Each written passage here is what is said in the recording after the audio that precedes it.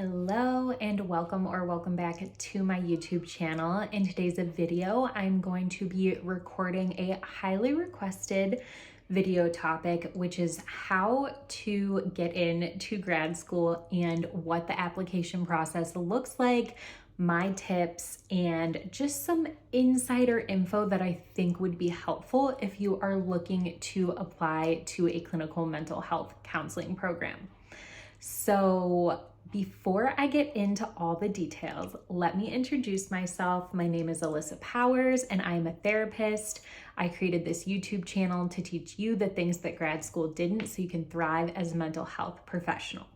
So if you are watching this video, I am assuming that you are in the process of thinking about becoming a therapist, wanting to apply to grad schools, and you are in the right place because I think that I get the most questions overall about this topic, and I have yet to create a video specific to grad school and what that looks like. So starting off strong, you want to make sure that you want to become a therapist as your first step. Now, I have other videos that hopefully I can remember to link in the cards about all the different career paths you can take to become a therapist. So you could be a social worker, a marriage and family therapist, a psychologist, and also an LPC or a licensed therapist. And all those different paths can lead you to the same career, basically. There's a lot of nuance there, and that's why I have separate videos about the difference between a social worker and an LPC or an MFT and an LPC. It's already sounding confusing, I know. So I think your very first step is to make sure that you want to pursue becoming an LPC, which means you will be looking at programs that are called clinical mental health programs. Now, if you know for sure that you want to go the clinical mental health route and become an LPC, a licensed professional counselor, then there's another super daunting acronym that you need to look out for. And it's called CACREP. So that's CACREP. I know, it's a terrible acronym. And what does it even stand for? It stands for the Council for Accreditation of Counseling and Related Educational Programs, which sounds like a whole lot of nothing. But in essence, what you need to make sure is that your program is CACREP accredited. In the world of academia, you might be familiar with the word accreditation, but basically not all programs have to be accredited. Schools can advertise programs that are not accredited, and then if you did that program, you wouldn't be able to get licensed at the end. So any website that you look on for grad applications, or maybe it's a university near you that you're thinking about, you want to see that it is CACREP accredited. If you do not see that anywhere, I would say that's a red flag, and you need to dig further into that and ask someone, the head of that department or their admin or whatever, is this program CACREP? If it is not, I would run for the hills and do not choose that program because it is just going to waste your time, your money, your energy, and be a complete scam. All right, now that we got those heavy hitters out of the way, because you need to understand those two things first before we get into more of the nitty-gritty of what these grad programs are expecting from you. Now, I pulled up my own alma mater's admission requirements. So just a little disclaimer that this is my own personal experience, and not every school will require the same things. So it really is case by case, and I obviously can't go into every single school that you're thinking about and give you that info, but I can guide you into what to look for and what is probably most common. So first thing, you need to make sure you have a bachelor's degree. Hopefully at this point, you understand that you need a bachelor's degree before you get a master's degree.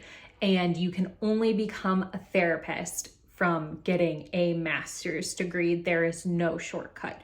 You can maybe do therapy adjacent things with like a bachelor's in social work, for instance. Maybe you could be a caseworker, but to do actual therapy, you need a master's, if not a doctorate, depending on what route you want to take. If you want to become an LPC like I am, you only need a master's. If I got a doctorate in clinical counseling, the only thing it would enable me to do is to become a professor. And personally, I'm so done with school, and I would love to be a professor without having to do that, but that's neither here nor there. That's not why you're clicking on this video. So you need to make sure you have a bachelor's degree, and it does not need to be psychology. It doesn't need to be therapy related. I personally had an education degree and had no issue with my interview and getting in. So then you need to have a certain GPA requirement. My alma mater says a 3.0 GPA minimum. So I would assume around there is probably pretty common. I think it might've been 2.8 when I was applying, but now it's 3.0. They're probably just getting a bigger influx of people wanting to join the program, and that's a way to kind of single people out. So you're gonna need your transcripts, you're gonna need a goal statement, you're gonna need an interview form where they give you some like supplemental questions that they might ask you that you have to fill out. You're gonna need 2 letters of recommendation, sometimes 3 depending on the program.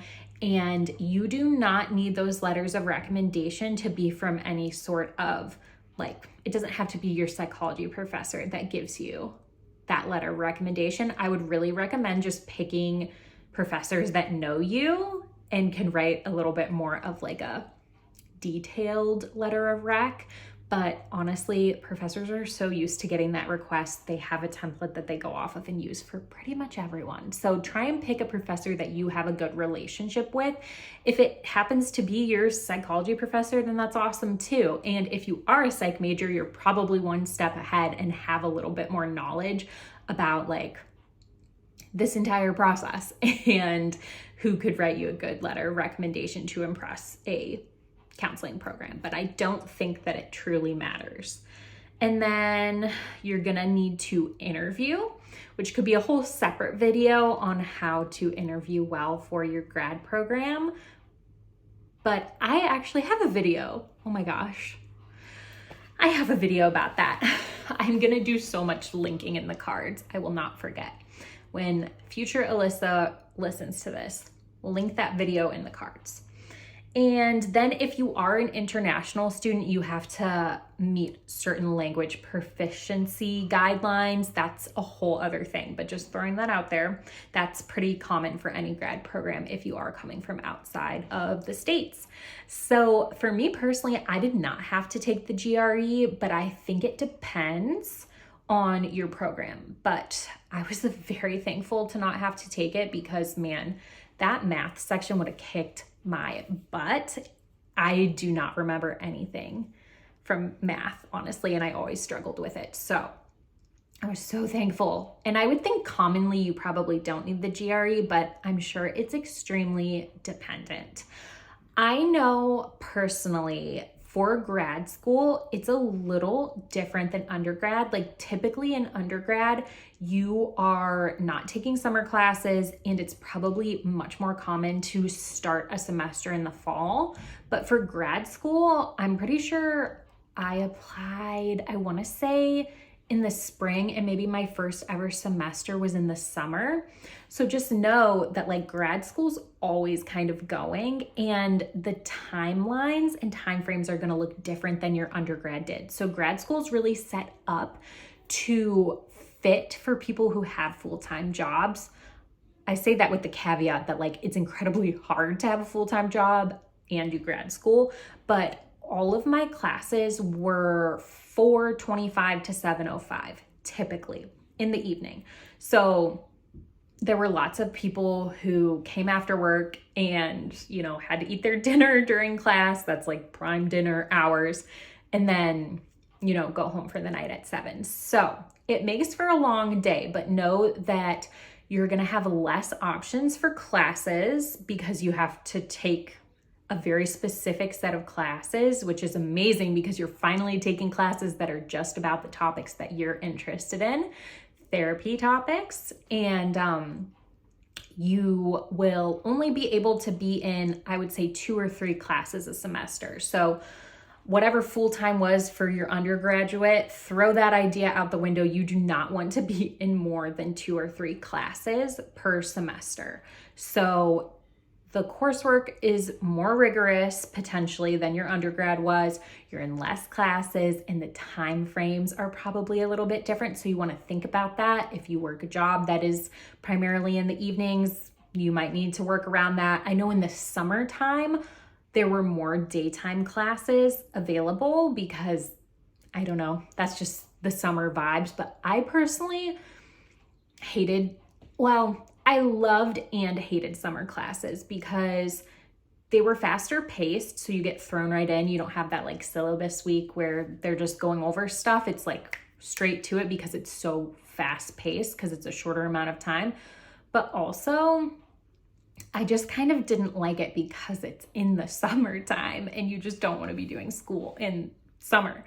But yeah, I don't know how I got onto that topic, but I think those are the big things. There are a lot of other more nuanced things that like each program could be a little bit different. I work with clients a lot of times that want to become therapists in the future, and I've heard a couple of them talk about how they needed to have some experience to put on their application. And I think that's so interesting because if you're not a therapist, you can't do talk therapy. You just can't. Like, how are you getting the experience? You could maybe be a caseworker. You can do therapy adjacent things. But I think it's extremely ridiculous to ask people to have experience. Like, you could work for a call center. I don't know. That just seems so niche and nuanced. And I think it also creates this environment where like people who are privileged are then able to go and take, unpaid internships or volunteer to get the experience, and people who are not able to do that and afford to do that are then cut out of programs that they could potentially be a huge asset to because of their own experiences. So I'm really against like unpaid internships. I'm against making it unnecessarily hard, but I understand that we just kind of have a crisis right now of like how things work in the field, and it is not set up in a way that always makes sense. So, all right, everybody. Well, that is all for me with my grad school tips. Please leave a comment down below and let me know what other questions you have. If you found this video helpful, please subscribe. It helps my channel so much, and I will see you in the next one. Bye.